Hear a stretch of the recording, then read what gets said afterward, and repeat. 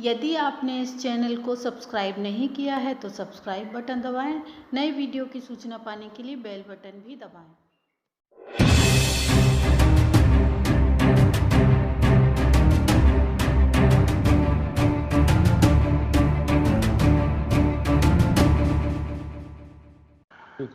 साथियों नमस्कार। DMA India online YouTube channel में आपका हार्दिक स्वागत है। आज हम पर्सनैलिटी ऑफ द वीक की इस खास कड़ी में बातचीत करने जा रहे हैं जाने माने दलित लेखक जिन्होंने बहुत सारा काम किया है दलित क्षेत्र पर, एक सशक्त हस्ताक्षर हैं। इनसे बातचीत करने जा रहे हैं डॉक्टर जयप्रकाश करदम जी। डॉक्टर करदम जी, आपका स्वागत है इस कार्यक्रम में। हाँ, नमस्कार, जय भीम सभी को, आपको भी। जी, जय भीम। डॉक्टर साहब, जैसा कि आपकी तो बहुत सारी कृतियां मार्केट में हैं, आपने काफ़ी काम किया है और ख़ास तौर पर जो दलित साहित्य वार्षिकी जो आप निकालते रहे हैं उसको लेकर के आप काफ़ी चर्चित भी रहे हैं। मैं चाह रहा हूं कि आप थोड़ा सा बताइए कि आपका जन्म कहाँ पर हुआ और किस प्रकार से आपकी शिक्षा दीक्षा हुई और क्या अड़चनें आपको झेलनी पड़ी अपनी ज़िंदगी में। इस बारे में कुछ साझा करें हमारे दर्शकों को, हमारे सब्सक्राइबर के साथ में। देखिए, मेरा जन्म उत्तर प्रदेश में गाजियाबाद के पास एक गांव इंद्रगढ़ी है, उसे लोग मिसलगढ़ी नाम से भी जानते हैं, वहां हुआ 5 जुलाई 1958 को। ये मेरा रिकॉर्ड है, लेकिन जन्म का असली तारीख क्या है तो परिवार तो मेरा जब जन्म हुआ तो थोड़ी खेती बाड़ी भी थी, बैल थे, गाड़ी थी, लेकिन मेरे पिताजी टीबी के मरीज थे, वो खेती कर नहीं पाते थे। जब तक दादाजी जिंदा रहे तो कुछ करते रहे, उनके बाद वो धीरे धीरे खेती सारी बिक गई और फिर पिताजी भी हमारे 1976 में उनकी मृत्यु हो गई। मैं भाई बहनों में सबसे, तो परिवार का पूरा बोझ मेरे ऊपर आ गया। उसमें मैं 11वीं कक्षा में पढ़ता था, तो उसके बाद फिर मैं कभी मैं अपने स्कूल कॉलेज नहीं जा पाया पढ़ने के लिए। जी जी। और मैं घर पे ही पढ़ता था अपने दोस्तों से किताब कॉपियां लेकर के, विज्ञान का विद्यार्थी। और उससे पहले भी मैं मजदूरी करता था, पिताजी घोड़ा तांगा चलाते थे, उनके बस का नहीं था, तो मैं स्कूल से 9वीं क्लास में जब था तो स्कूल से आकर के घोड़ा तांगा चलाने जाता था। फिर उससे जो पैसा मिलता था घर का खर्च चलता था। बीच में कभी कभी छुट्टी के दिनों में हम लोग वो मजदूरी करने जाया करता था, 5 रुपए रोज तसला ढोने का काम जो होता था वो करता था।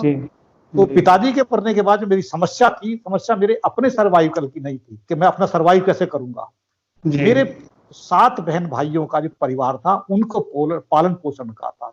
सबसे छोटा भाई 6 महीने का था, उससे बड़ा 2.5 साल का था, फिर बहन थी, फिर उससे बड़ी बहन थी, फिर भाई थे। तो इस तरह से तो उन सबकी जिम्मेदारियों का उतनी कम उम्र में जो मुझे झेलना पड़ा, तो कैसे, और परिवार से इतना गरीबी में था पिताजी के जाने के बाद, तो 10,000 रुपये उल्टा हम पे कर्जा हो गया था।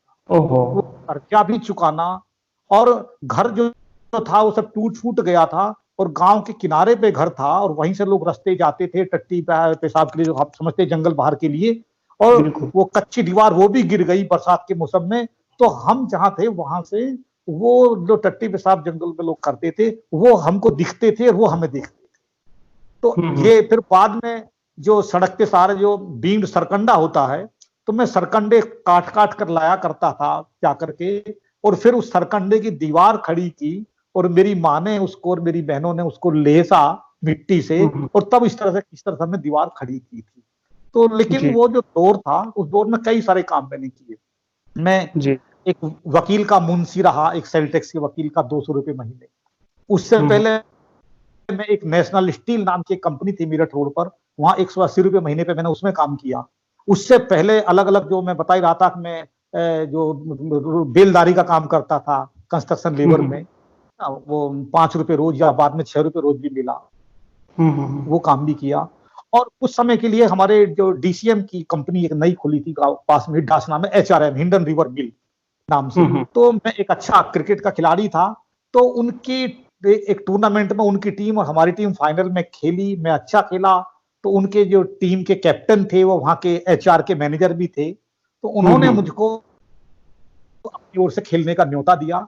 तो मैं उनकी टीम की ओर से खेलता था, लेकिन उसकी टीम की ओर से खेलने से मुझे रोजगार की जरूरत थी। तो मैंने कहा मुझे रोजगार चाहिए, तो उन्होंने रोजगार देने के लिए, तो मुझे बीकॉम नहीं आता था, अकाउंटेंसी नहीं आती थी, मुझे टाइपिंग नहीं आती थी, वो मुझे क्लरिकल में ले नहीं सकते थे।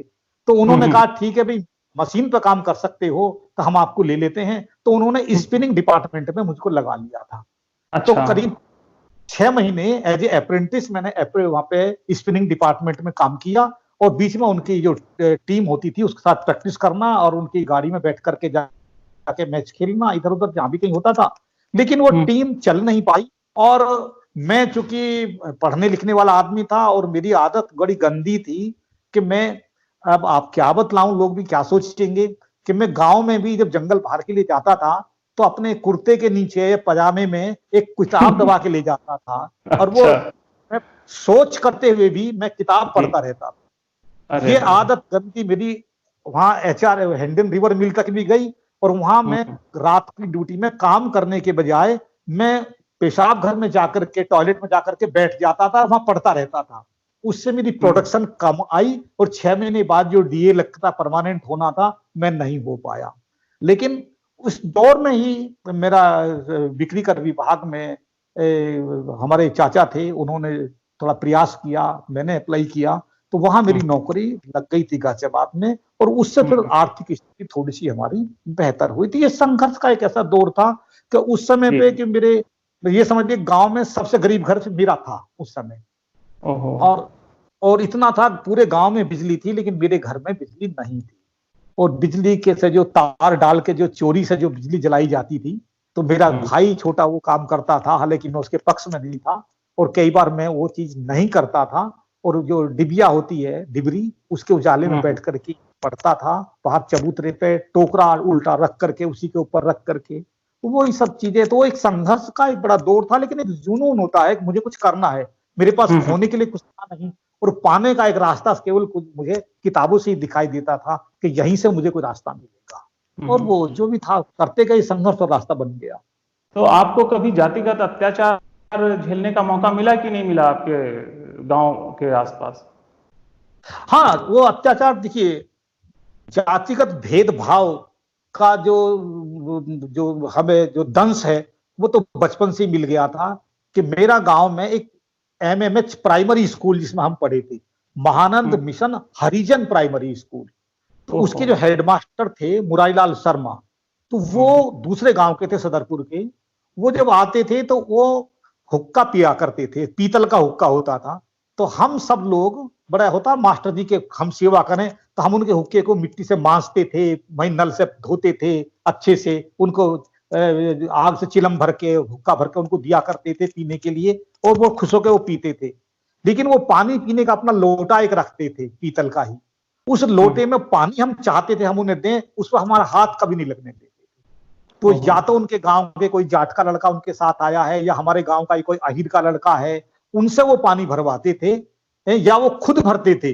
लेकिन हम खूब कहते थे हमसे कभी वो लोटे में पानी नहीं भरवाते थे। ये चीजें हमने तो जो दंश वहां देखा। उसके बाद जब हम इंटर कॉलेज में पढ़ने गया, मैं गांव से बाहर, तो वहां जो आसपास के जो थे दूसरी जातियों के लड़के, वहां उनके साथ भेदभाव खूब होता था, हमारे से भी होता था। और मैंने बल्कि एक कविता लिखी है, गूंगा नहीं था मैं, मेरा कविता संग्रह भी उस पर आधारित है।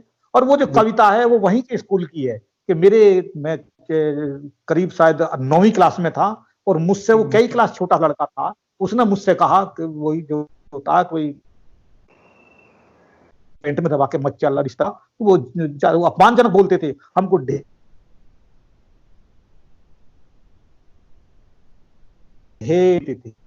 उन परिस्थितियों में हम थे, क्योंकि सारे अध्यापक भी वही थे, अध्यापक भी अपना कोई नहीं था उनको सपोर्ट करने वाला या कोई, तो वो जातिगत उत्पीड़न वहां हमने देखा है। तो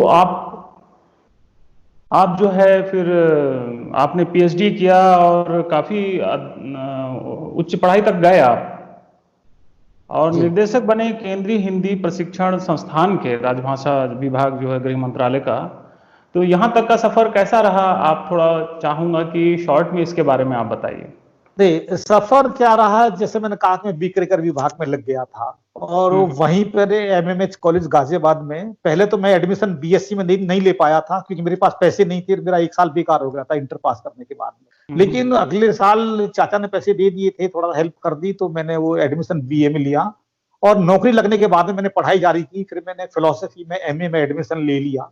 तो मैं सुबह सुबह क्लास पढ़ने कॉलेज जाता था और क्लास पढ़ के वहां से फिर दफ्तर में आता था, काम करता था। और वो फिर उसके बाद में मैं कंपटीशन देता रहा, तो फिर मैं वहां से बैंक में नौकरी करने इलाहाबाद चला गया, विजया बैंक में नौकरी की मैंने। वहां जाके फिर मैंने कंपटीशन तैयारी की, फिर मैंने पीसीएस क्वालिफाई किया एग्जाम। तो लेकिन उसमें इंटरव्यू में नहीं हो पाया मेरा। फिर मैं ट्रांसफर करा के मेरठ आ गया कि मेरी एक बहन थोड़ी बड़ी हो गई थी, उसकी शादी करनी थी। तो वहां से आकर के फिर मैं कंपटीशन देता रहा और फिर मैंने वहां से आकर के फिर दोबारा फिर पीसीएस क्वालिफाई किया एग्जाम।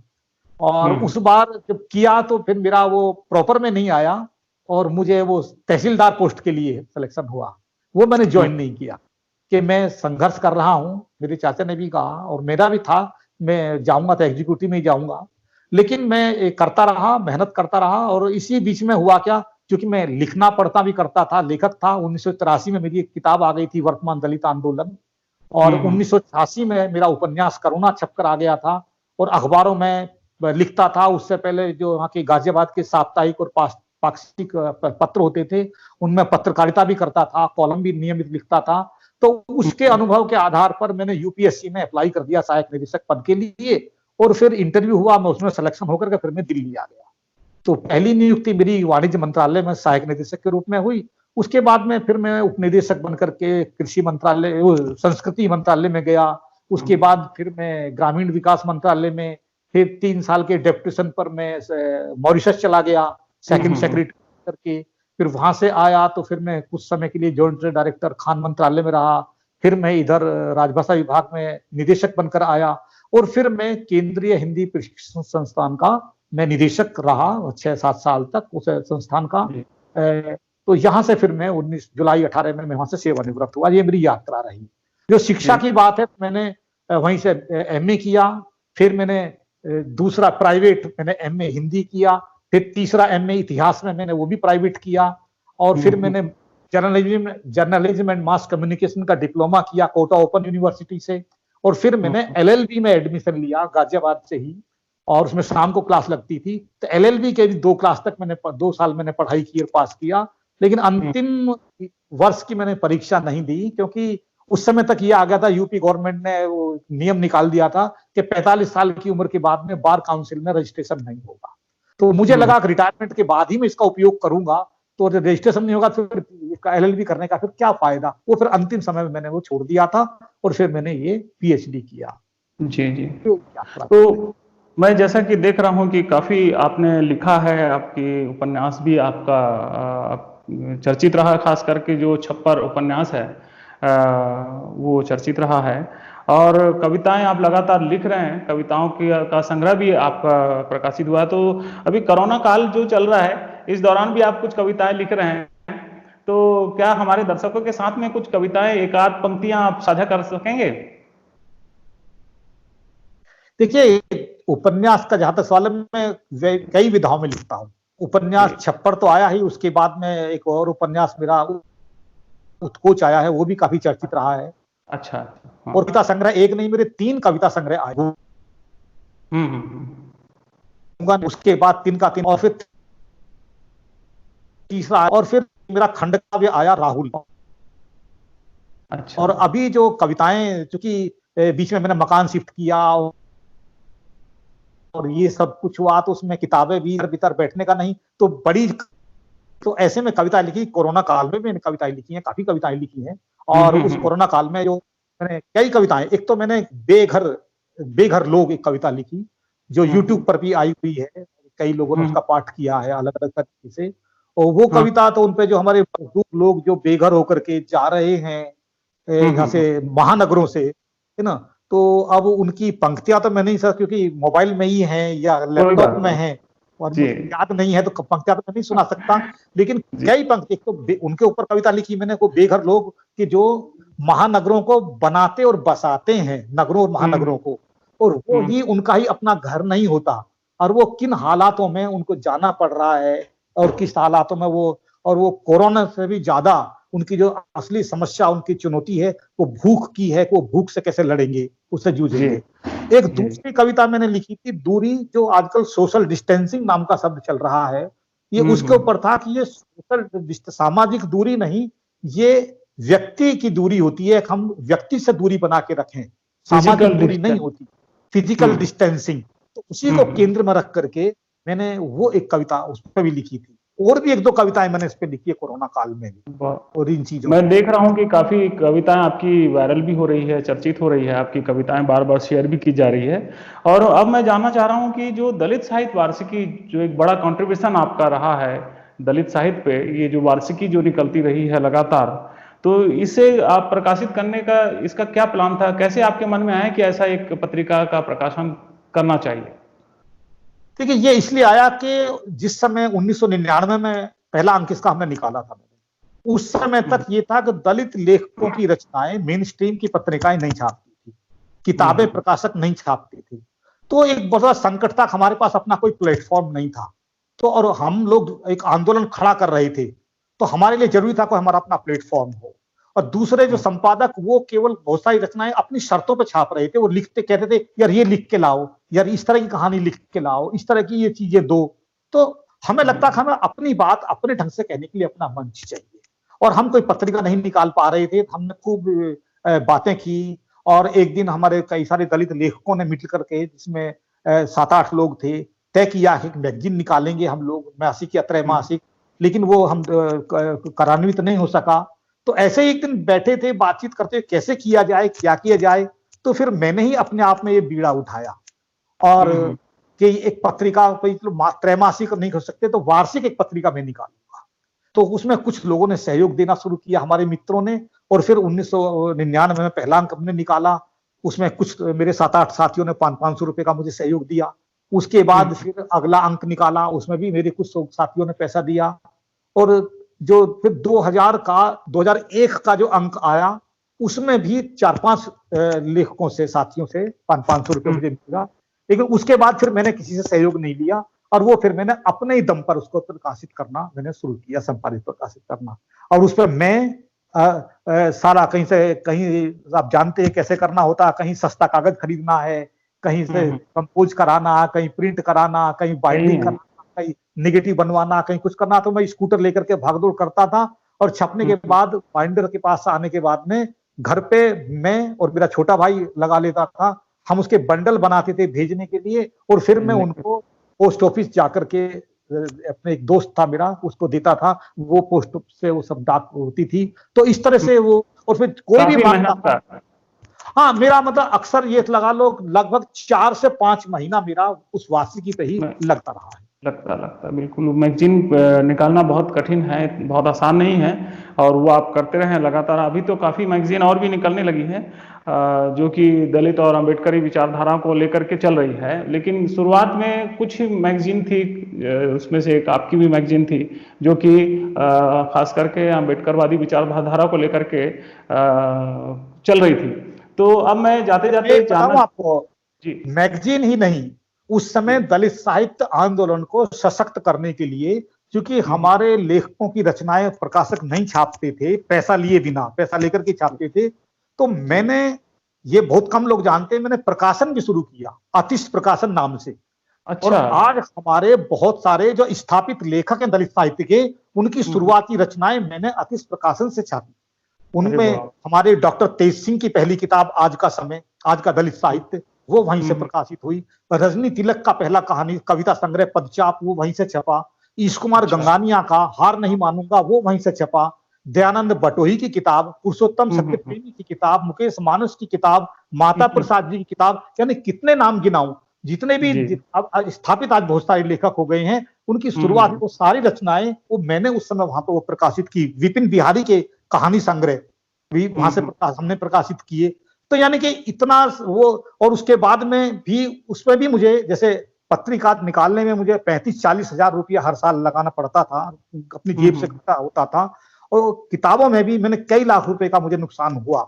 लेकिन जितना मैं कर सकता था किया। लेकिन मैंने सोचा चलो, मैंने तो भाई संभाल लेगा, कोई संभालने वाला आदमी नहीं था। भाई को भी अपने आप को स्टैब्लिश करना था, वो भी चला गया। तो फिर वो प्रकाशन बंद करना पड़ा। जी। तो करदम जी, आपसे बातचीत हुई, बहुत अच्छा लगा। और बहुत सारे दलित लेखक जो हैं, जो नए लिख रहे हैं, काफ़ी लोग जो अम्बेडकरवादी विचारधारा को लेकर के, दलित आंदोलन की विचारधारा को लेकर के, बहुजन आंदोलन की विचारधारा को लेकर के काम कर रहे हैं, वो देखते हैं, सीखते हैं आप जैसे लेखकों को से। तो मैं चाहूंगा कि जाते जाते आप कुछ संदेश दें उन लोगों के लिए जो कि इस प्रकार का काम करना चाहते हैं और वो कर रहे हैं शुरुआती जीवन में। देखिए, मेरा केवल एक ही कहना है, जो लिखना चाहते हैं, जो युवा है या नवोदित लेखक है, कि लेखकों को खूब पढ़ना चाहिए और उनको विविधता उनके अध्ययन में होनी चाहिए। वो सब कुछ पढ़ें, वो विज्ञान भी पढ़ें, मनोविज्ञान पढ़ें, दर्शन पढ़ें, साहित्य पढ़ें, और साहित्य में सबका पढ़ें, सभी धर्मों को पढ़ें, सभी दर्शनों को पढ़ें, जितना अधिक से अधिक पढ़ें। और जो पढ़ें उसको अपने थॉट प्रोसेस से गुजारें, उसे चिंतन की प्रक्रिया से चिंतन जरूर करें, और तब उसके बाद वो लिखें। कि जब तक वो हम समझेंगे नहीं, अपने अंदर चीजों को पकाएंगे नहीं, तो इससे हमारे तर्क मजबूत नहीं होंगे, हमारे अंदर वो मैच्योरिटी नहीं आएगी जो हम चाहते हैं, जो हम समाज को अपनी अलग पहचान के साथ में मजबूती के साथ आना चाहते हैं। जी, बिल्कुल सही कहा आपने कि लिखने के पहले पढ़ने की जरूरत है, अध्ययन की जरूरत है, और उसके बाद जो लेखन में जो परिपक्वता आती है तो उसका एक अलग महत्व होता है। और बहुत बहुत धन्यवाद हमसे जुड़ने के लिए जयप्रकाश करदम जी। आपने बहुमूल्य समय निकाला हमारे इस खास एपिसोड में बातचीत करने के लिए, इसका धन्यवाद आपको। आपका भी बहुत बहुत धन्यवाद। और धन्यवाद हम अपने सारे सब्सक्राइबर्स का भी करना चाहते हैं कि उन्होंने इस वीडियो को ध्यान से देखा। और अगर आप इस चैनल में नए आए हैं तो सब्सक्राइब कीजिए, लाइक कीजिए, शेयर कीजिए, और तमाम दोस्तों रिश्तेदारों को भी इस चैनल के बारे में, इस एपिसोड के बारे में बताइए। अगले बार हम फिर किसी खास पर्सनैलिटी को लेकर किसी खास मुद्दे पर फिर से बातचीत करेंगे। तब तक के लिए बहुत बहुत धन्यवाद। नमस्कार, जय भीम।